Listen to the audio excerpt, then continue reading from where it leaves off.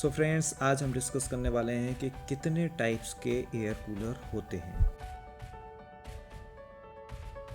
तो 4 टाइप के आपके एयर कूलर होते हैं: रूम और personal cooler, tower cooler, desert cooler और विंडो कूलर। तो आज हम ये देखेंगे कि ये चारों कूलर कैसे मौसम में वर्क करते हैं, कितने टेम्परेचर पे वर्क करते हैं और किस टाइप के रूमों के लिए यूज़ किए जाते हैं। तो पहला हमारा आता है रूम और पर्सनल एयर कूलर, जो कि काफ़ी छोटे एयर कूलर होते हैं। ये सूटेबल होते हैं ह्यूमिड वेदर के लिए और छोटे रूमों के लिए, और इनका जो कैपेसिटी होता है टैंक का वो 30 लीटर तक होता है। उसके बाद अगर मैं बात करूं तो वो होता है हमारा टावर कूलर। टावर कूलर दिखने में काफ़ी अच्छे होते हैं, काफ़ी स्लिम होते हैं, कम जगह लेते हैं। ये हमारे छोटे से तो बड़े रूमों के लिए तक यूज़ होता है। सेम ये भी ह्यूमिड वेदर के लिए यूज़ होता है। इनकी कैपेसिटी भी 30 लीटर के आसपास ही होती है। उसके बाद बात करते हैं डिज़र्ट कूलर की, जो कि बड़े रूमों को ठंडा करने के लिए जाने जाते हैं। इनकी कैपेसिटी 40 लीटर से ज़्यादा होती है और ये ड्राई वेदर के लिए यूज़ किए जाते हैं। इनका जो एरिया होता है वो मीडियम से थोड़ा सा ज़्यादा होता है। उसके बाद आता है विंडो कूलर, जो कि सबसे बेस्ट होता है, जिसको आप कहीं भी इजीली इंस्टॉलेशन कर सकते हैं। इनकी कैपेसिटी 70 लीटर से ज़्यादा होती है और जो इसका बेस्ट फंक्शन है वो ये है, ये किसी भी मौसम में वर्क करता है। तो अब आपके रूम के हिसाब से आपको कितने लीटर के कूलर लेने चाहिए, तो वो मैं आपको बता देता हूँ कि क्या सही कूलर रहेगा आपके रूम के हिसाब से। तो बेसिकली 150 स्क्वायर फुट के एरिया के लिए आपको 15 लीटर का कूलर चलेगा, और मीडियम अगर है तो 30 लीटर तक, 600 स्क्वायर फुट है तो 40 लीटर, और अगर एक्स्ट्रा लार्ज 900 स्क्वायर फुट है तो 55 लीटर, उससे ज़्यादा तक के जो है लीटर के कूलर आपके यहाँ चलेंगे। So which is best, honey compact cooling pad और एस्पेन कूलिंग पैड? तो नॉर्मली हनी कॉम्पैक्ट जो होता है वो सेलुलस मटेरियल का बना होता है, वहीं एस्पेन पैड जो होता है वुड शेविंग का, जो कि घास की तरह दिखता है। मेंटेनेंस की बात करूँ तो हनी कॉम्पैक्ट की काफ़ी कम मेंटेनेंस होता है। ड्यूरेबिलिटी की बात करूँ तो काफ़ी अच्छी ड्यूरेबिलिटी होती है। इफ़िशियंसी हनी कॉम्पैक्ट की काफ़ी बेटर होती है compare to aspen pad. Price की अगर मैं बात करूँ तो प्राइस जो है वो हनी कॉम्पैक्ट का थोड़ा सा ज़्यादा होता है एस्पेन पैड से। बाकी दोस्तों, जब आप ले रहे हो तो इस चीज़ का ध्यान रहे कि आपके कूलर में हनी कॉम्पैक्ट हो, क्योंकि उसकी जो ड्यूरेबिलिटी है वो काफ़ी अच्छी होती है, यानी कि 4 to 5 ईयर तक।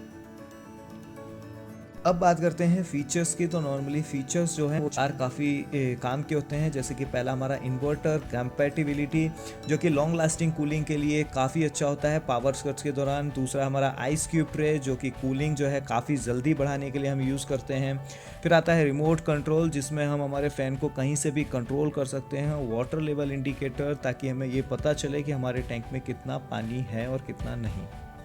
अब हम बात करते हैं कूलर के मेंटेनेंस टिप्स की। तो पहला आता है हमारा क्रॉस वेंटिलेशन। तो आप ये चीज़ का श्योर करें कि आपके यहाँ खिड़की या जो गेट है वो ओपन हो, ताकि आपको जो है प्रॉपर वेंटिलेशन मिल सके।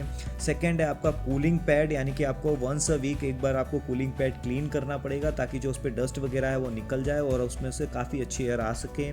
थर्ड है आपका हनी कॉम्ब पैड, जो कि आपको हमेशा उसको ध्यान रखना है कि वो क्लीन हो, उस पर डस्ट वगैरह ना जमी हो। उसके बाद आता है आपका टैंक, जो कि आपको ध्यान रखना है कि उसमें कहीं पर भी लीकेज वगैरह ना हो, उसमें कहीं पर भी आपका जो है मिट्टी वगैरह या बैक्टीरिया वायरस वगैरह ना जमे हुए हों, ना कोई कीड़ा वगैरह जो होते हैं छोटे छोटे वो हों।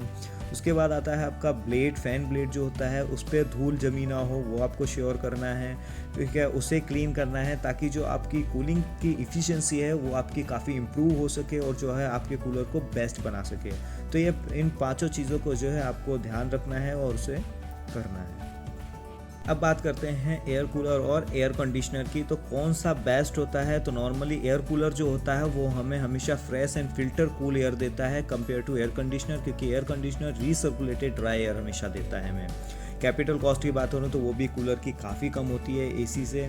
मेंटेनेंस कॉस्ट की बात करूँ तो वो भी कूलर की कम होती है। और पोर्टेबिलिटी की बात करूँ, जो कि बेस्ट फंक्शन होता है, कूलर को हम कहीं भी ले जा सकते हैं कंपेयर टू एसी, जबकि एसी को हमें एक ही जगह फिक्स करना होता है। यूसेज की बात करूँ तो हम कूलर को इंडोर आउटडोर दोनों जगह यूज़ कर सकते हैं, जबकि एसी को सिर्फ इंडोर में ही यूज़ कर सकते हैं।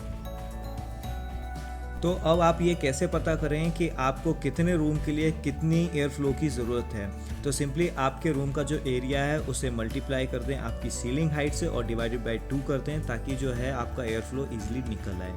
एग्जाम्पल के तौर पे अगर मेरे रूम का साइज़ 500 स्क्वायर फुट है और सीलिंग हाइट 8 फुट है और मैं उसका फॉर्मूले के थ्रू अगर मैं मल्टीप्लिकेशन और डिवाइडेड बाय 2 करूँ तो मुझे कुछ 2000 CFM यानी क्यूबिक फीट पर मिनट निकल आता है।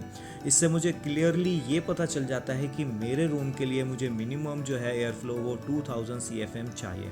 अब ये सभी कंपनीज जो होती हैं वो क्लियरली मेंशन करती हैं उनकी डिस्क्रिप्शन में कि वो जो कूलर है वो कितना एयर फ्लो आपको दे पाएगा। तो आप अब ईज़िली पता कर सकते हैं कि आपको कितने एयर फ्लो की ज़रूरत है और कौन सा कूलर आपको चाहिए।